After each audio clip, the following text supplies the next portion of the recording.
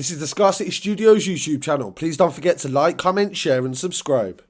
This first story comes from Birmingham, where police have seized £38.8 million worth of heroin after they first intercepted it in Southampton, but allowed it to be delivered to an industrial estate in Birmingham, where they arrested 3 men while they were unloading it. Another man has been arrested in Alum Rock as well, and all 4 of them have been bailed pending investigation. A consignment of Class A drugs weighing 388 kilos were recovered by the NCA and Border Force from a shipping container in the Southampton port. This was on the 28th of May 2023. NCA officers arrested 3 people as they began to unload the container that contained 2.6 tonnes of pomegranate juice at an industrial premises in northeast Birmingham. The bottles of purple juice turned red if they contained heroin. A 4th man was arrested at a residential address in Alum Rock. The 4 suspects were released on bail. Derek Evans, NCA branch commander, said the Class A drugs are a scourge in society, and this seizure would definitely affect the drug trade. They are linked to organised crime and the use of serious violence. So this is definitely a massive seizure for Birmingham police, and if some of the regular viewers will know that I covered a story the other day where they jailed men that were convicted for £135 million worth of importation of cocaine, and that was Birmingham based as well, so it's definitely some big seizures in the West Midlands areas. And we'll definitely keep you updated on the trial and the outcome of that case. News has broke that the National Crime Agency has raided a factory in South London. They say they were converting blank firing guns into lethal weapons, and they also used 3D printed parts. Regular viewers of the channel will know that I covered a story the other day where the first conviction for a gang that were using 3D printed guns, and these are deadly submachine guns. And the police said all of them were viable firearms, but the most common method for using 3D printers nowadays is to make parts, because they'll import a lot of the parts of the gun from America or Spain or Turkey, but the little bits and pieces that they can print on a 3D printer, they will do that. And now it's developing where they're actually making whole firearms just from 3D printers in homes across England. The police have said in a statement that part of the intelligence-led operation was supported by armed operations officers. They arrested a 47-year-old man called Evan Gurdonstone from Collier's Wood at a location in Croydon on Thursday, the 18th of May. In his car, they discovered a gun that was converted and magazines that had 9mm ammunition. Investigators then conducted a search of an industrial unit that was linked to Evan in the Lombard Road area of Merton.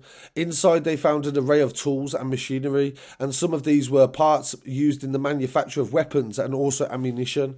Blank firers ready to be converted were present, and more than 100 rounds of live ammunition and 1,000 rounds of blank firing ammunition that would have later been converted, and 3 potentially functioning converted weapons. Police also found 3D printing machines suspected of being used to make components for converted weapons. At one point, the Army bomb squad were called in to ensure the safety of the location after a quantity of suspected explosive powder was discovered. The seized weapons are now being assessed and analysed by forensic experts. Girdlestone was charged with the offences under the Firearms Act and is expected to appear at Croydon Magistrates this month. And Debbie Palmer Lawrence from the NCA Operation Unit said this was a significant operation that we have uncovered, where guns are being converted in a factory and would have eventually ended up on the streets of the UK. So this story is really interesting. I'll definitely follow the outcome of the trial, and it shows the increase and popularity of 3D printers being used to convert guns and also to make them as well from scratch.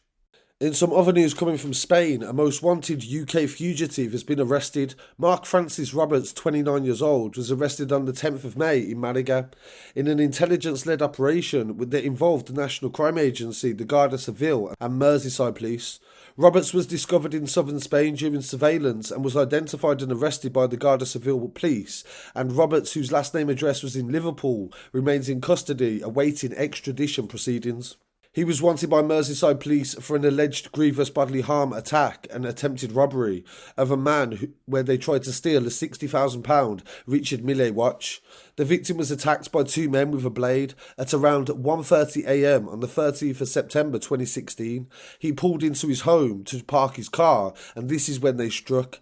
The victim refused to surrender his watch and suffered life-threatening injuries. He was treated in a critical care unit for puncture wounds, a collapsed lung and also many lacerations. Roberts featured in a most wanted campaign ran by the NCA, and this is an independent charity, they stated in a statement, and Spanish law enforcement targeted fugitives that were linked to Spain and the Canary Islands.